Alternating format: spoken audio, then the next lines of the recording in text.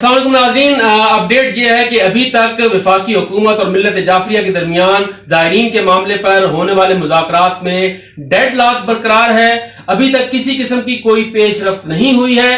اس صورتحال میں اب شیعہ علماء کونسل نے اور مجلس وحدت مسلمین نے اپنے مرکزی اجلاس بلا لیے ہیں، اپنی مرکزی قیادتوں کو بلا لیا ہے۔ راجہ ناصر عباس صاحب کی زیر صدارت مجلس وحدت مسلمین کا اہم اجلاس اب سے کچھ دیر بعد ہونے جا رہا ہے اور مجلس وحدت مسلمین اپنی آئندہ کی حکمت عملی کا اعلان کرنے جا رہی ہے، کیونکہ حکومت کی طرف سے مکمل خاموشی ہے، کوئی جواب جو ہے وہ نہیں دیا جا رہا۔ دوسری جانب شیعہ علماء کونسل کی مجلس عاملہ کا اجلاس بھی طلب کیا گیا ہے۔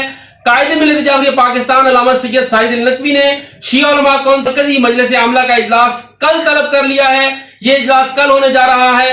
راجہ ناصر عباس صاحب کی طرف سے اعلان کیا گیا تھا کہ اگر مذاکرات سے بات نہ بنی تو پھر ہم رمضان کی طرف مارچ کریں گے۔